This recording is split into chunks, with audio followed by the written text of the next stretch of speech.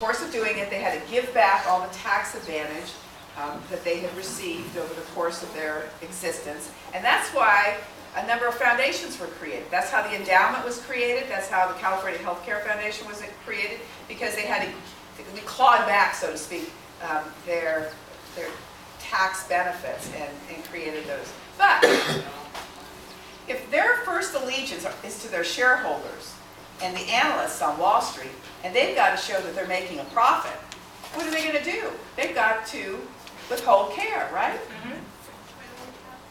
Now, it's interesting, the not-for-profits, and I had lots of dealings with all of these health insurers when I was in the state legislature. The not-for-profits, Kaiser and Blue Shield, were always doing the right thing in terms of supporting legislation I was carrying. The for-profits always were looking at it from their own bottom line, which was not necessarily providing health care. Someone behind you? Yes. I realize you have limited time. I would love you to talk about financial reform. I'm going to do that next. That's what we're going to wrap this up and then we're going to do financial reform. Yes.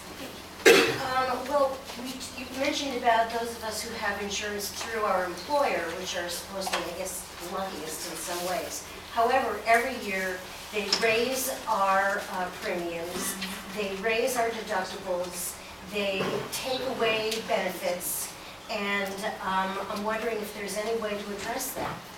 Well, as part of healthcare reform, those who do provide health insurance, the employers who do, there is going to be it's got to be comprehensive. It's got to provide, the elements that you would expect in a healthcare package.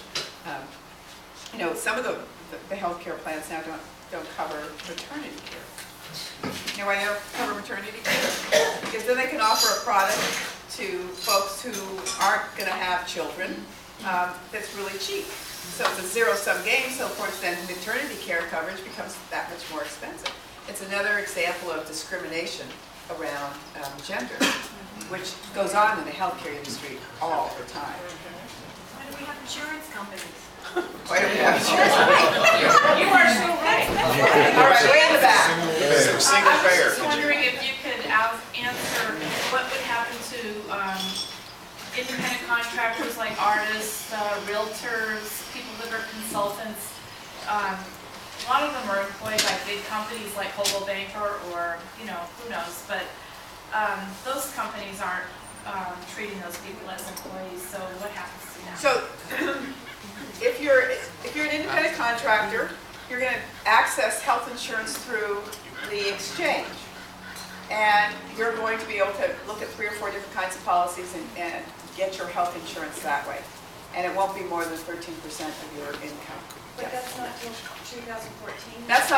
That's correct, not until 2014. If you are high risk, if you have a pre-existing condition, by September this year, you will be eligible for a high-risk pool in which you can access health insurance. Yes. Hi, Jackie. Welcome. Thank you. Baltimore, president of the now North San Mateo County Democratic Club, formerly Daly City Former Democratic Club. I want to welcome you here. For those of you who are not close to Jackie, I want to let you know this woman is not only a fighter, she's the best person we have here to serve us.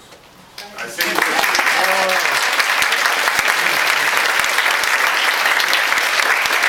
I really like these town halls much better. I'm the Vice President of the National Treasury Employees Union. I asked her to come and be my guest speaker for Labor Recognition Day. She could not make it because of all the craziness in Washington, but she appeared to the employees via satellite. You want to hear her, ladies and gentlemen.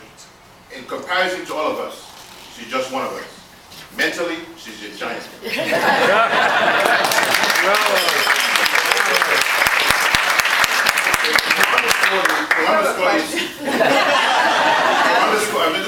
To underscore the insidiousness of this great issue, for a law class I'm doing right now, I made some research.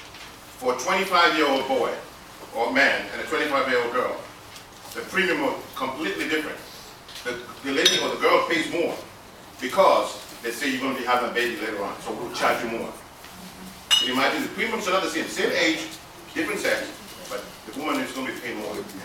And when you look at the pills that they're giving us, this generic pills, a pill that used to take care of some bladder problem or whatever it is, same generic name, now they change it and give you that purple pill called Nexium.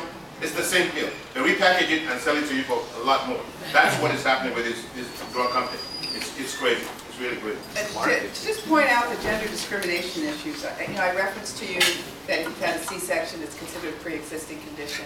That if you are a victim of domestic violence, that it's a pre-existing condition. The other thing that's really alarming, a 40-year-old woman, non-smoker, pays more in health insurance premiums than a 40-year-old man who does smoke.